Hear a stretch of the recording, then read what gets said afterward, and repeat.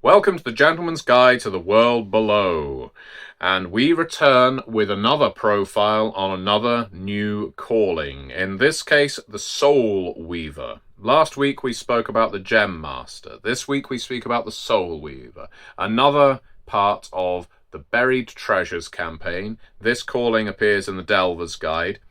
And the Soulweaver is, I guess, the World Below's version of a necromancer. Necromancy has always been a strong appeal of mine in many RPGs, so it was important to me that we get a calling introduced in the World Below that dealt with matters undead. The Soulweaver is that. If you want to play a calling who has mastery over not just the souls of the living, but the souls of the dead, the ability to call on spirits, commune with them, use them as weapons, soothe them if they are tormented. Remember, most of the spirits that are trapped within the World Below are harassed, stressed, aggravated, aggressive with it. And so communing with them can actually be quite a challenge. The Soulweaver is the calling that you would use for trying to bring peace to the spirits of the dead. Bodies may melt into nothingness, may be consumed by the world below, may just disappear, but spirits live on in great numbers in various parts of the world below.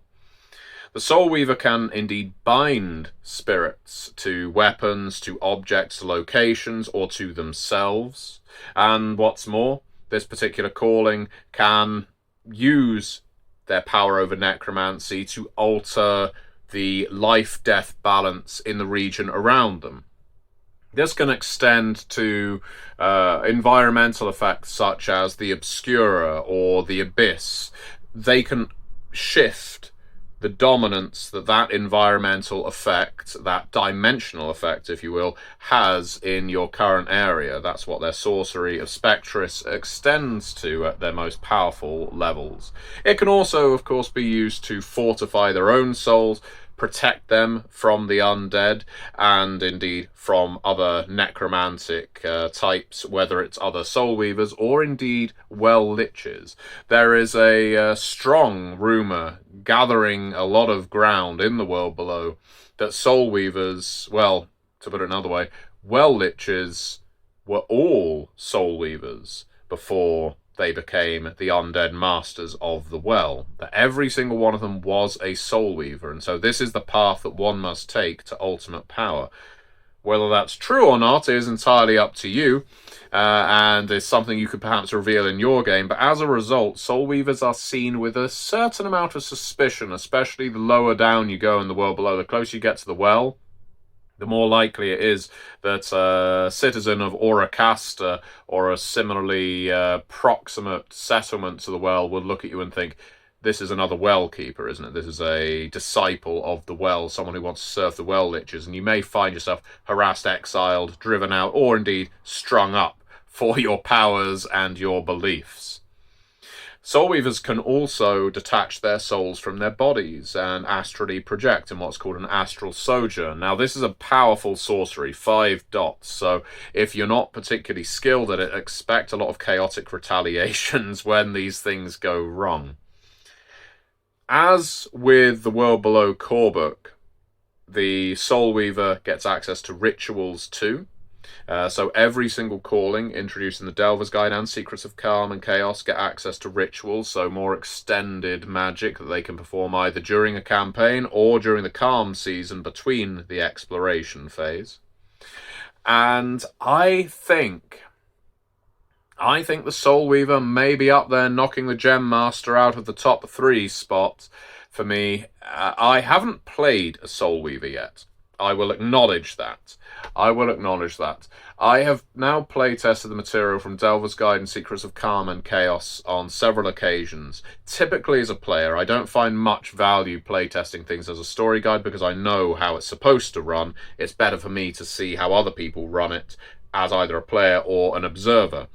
And so I've not had a chance to play a Soulweaver yet, but I've really enjoyed watching how people apply the powers of a Soulweaver to the world below during their campaigns. It gives me quite a thrill to see characters get necromantic in my RPG. Now, of course, the Soulweaver can be found in the Delver's Guide, as I say, and if you want a copy of the World Below Delver's Guide, or indeed the World Below Secrets of Calm and Chaos, you should go and check out Buried Treasures, our current crowdfunder for the World Below. It is over on BackerKit. The link to it is in the video description below. And if you back both books at the physical tier, you can then get in touch with me via MatthewDawkins.com, and you can request a video of your choice. As I said at the end of the Gem Master video, this video doesn't have to be to do with the World Below. Indeed, it doesn't even have to be to do with RPGs if you don't want it. Just get in touch with me via MatthewDawkins.com, let me know your backing number, and ask for a video. It will be added to the queue, and once the campaign is over, those videos will start coming out. So if you're looking for inspiration for a game or a character, if you want some deep insight into one of the settlements or callings, or indeed any other game, then by all means make the request, and I will be happy to add your request to the list, which, while extensive, will see that video created in the next couple of months. I guarantee that. Let me know what you think of the Gem Master and the Soulweaver, and what you have seen so far of the World Below's Delver's Guide and Secrets of Calm and Chaos, which calling you think you would prefer to play, and how you think these callings would fit into your game. Is it the kind of thing you've been waiting for, or are you still waiting for something that hasn't been announced yet? Let me know, and I will be seeing you next time.